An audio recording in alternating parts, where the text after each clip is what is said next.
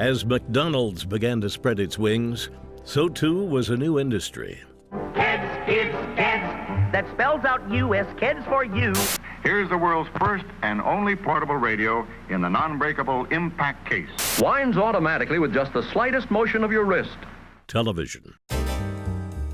If anyone recognized its worth as a marketing tool, it was Ray Kroc, the man who in 1961 bought out the McDonald brothers for $2.7 million with one goal in mind: make McDonald's the #1 fast food chain in the country.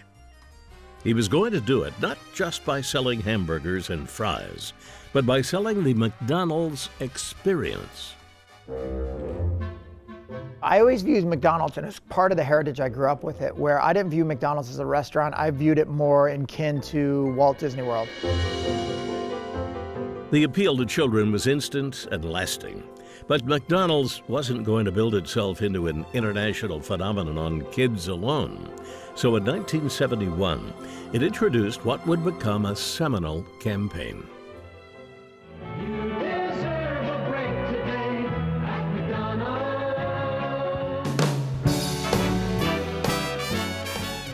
It was called You Deserve a Break Today. The idea was that this was going to be about an invitation to the consumer. It became instantly part of the vernacular. Everyone was talking about it. People were using it in ordinary language. And it created a real emotional bond because it was saying to them, you deserve a break today. McDonald's was rolling. In 1972, it passed $1 billion in annual sales. And then came a new jingle that would echo across TV screens like none other before it. 2 all-beef patties, special sauce, lettuce, pickles, cheese on a sesame seed bun. But this was a breakthrough product. It was very important. It was the first big burger, really. Which really treated it as this crown jewel of burgers and the specialness, which I thought was great. With the Big Mac firmly planted in popular culture, McDonald's returned its attention to creating a better experience for kids.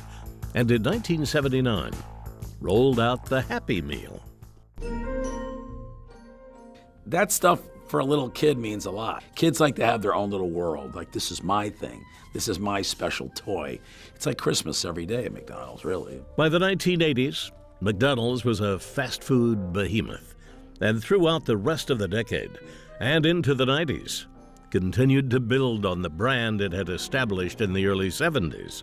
It churned through campaigns, even renewing You Deserve a Break and refreshing its group of characters. But it was more about promoting a character or a toy than it was about promoting the living experience of the restaurant. Where McDonald's has, when they're great, they're on it with the kind of products and the experience, and when they're off, people are complaining and saying, you know, burgers are bad for you and that sort of, you know, sort of a thing. But when it's on, it's accepted and being part of the culture.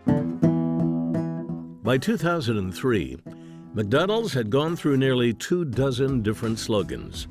But if You Deserve a Break was the company's seminal moment, and the Big Mac chant was its ticket into pop culture lore, then its next slogan was and is a mark of its realization that current culture requires adaptability. McDonald's, ba-da-ba-ba-ba, I'm loving it. Nothing's changing faster right now, I think, in our culture than people's relationship to food. The beauty of the I'm Loving It campaign, to me, is that it was always about the voice of the consumer. It's not McDonald's saying, you're gonna love us, which some brands might have done, but the idea was to celebrate this brand in terms of what the consumer's moments and enjoyments are, and to let that come to the forefront. Under the banner of the golden arches that first rose in the southwestern sun, the McDonald's brand has asserted itself as uniquely American. And I think like that specialness is like, if I was working on the brand now, is what I would really try to tap into. And not to make it what it was, but what it could be in the future, knowing the fabric and the power of that brand.